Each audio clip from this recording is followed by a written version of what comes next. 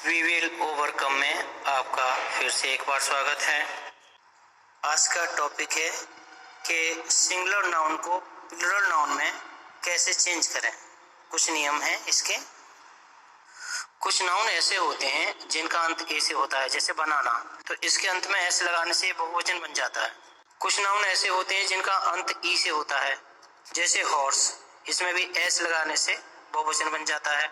कुछ नाउन ऐसे होते हैं जिनका अंत डबल ई से होता है, जैसे ट्री, इसमें भी एस लगाने से बहुवचन बन जाता है। कुछ नाउन ऐसे होते हैं जिनका अंत ए वाई से होता है, जैसे प्ले, PLAY, इसमें भी एस लगाने से बहुवचन बन जाता है।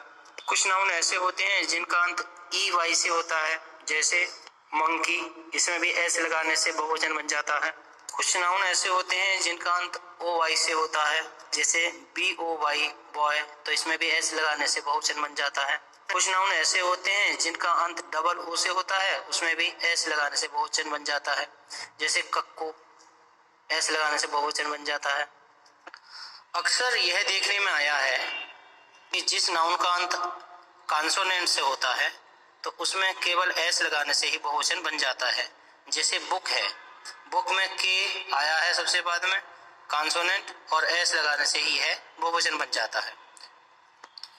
कुछ नाउन का अंत एस से या डबल एस से या CH से या SH से या X से होता है, तो ऐसे नाउन के अंत में ES लगा करके नाउन का बहुवचन बनाया जाता है।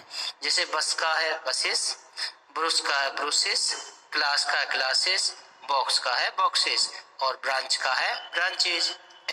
यदि किसी नाउन का अंत ओ से हो रहा है और ओ से पहले आ रहा है कॉन्सोनेंट, कॉन्सोनेंट क्या होते हैं?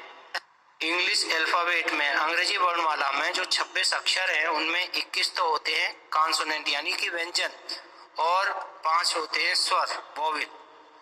तो हमें ये ध्यान रखना है कि नाउन का अंत अगर ओ से हो रहा है और ओ से पहले कोई कॉन्सोनेंट आ रहा है तो ES लगा करके बहुवचन बनाया जाता है। जैसे मैंगो है, ओ से अंत हो रहा है इसका और ओ से पहले कॉन्सोनेंट G आ रहा है, तो फिर ES लगा करके हम इसका बहुवचन बना देंगे। ऐसे लेकिन फोटो, पियानो, बम्बू और रेशो में केवल एस लगा करके ही बहुवचन बनता है। लगा करके बहुवचन बनाया जाता है।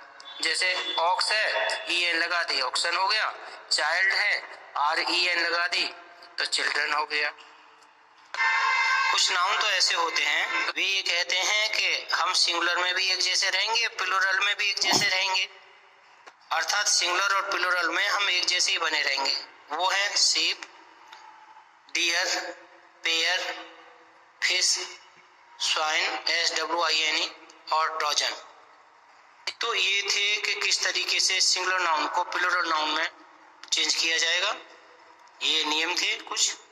हमें ध्यान रखना चाहिए कि एक एक अक्षर का महत्व है, अतः हम सावधान रहें, समझें। क्लॉथ है, CLOTH, तो क्लॉथ का मतलब है कपड़ा, और अगर इसमें हम एस लगा दें CLOTHS तो ये हो गए कपड़े के टुकड़े, और यदि हम इसमें ES लगा दें ये हो गए सिले सिलाए कपड़े। हमारे सामने एक ही शब्द था क्लॉथ, जिसकी स्पेलिंग थी CLOTH, जिसमें एस लगाया तो कपड़े के टुकड़े का अर्थ देने लगा, और एस ना लगाकर ES लगाया तो सिले हुए कपड़े का अर्थ बताने लगा।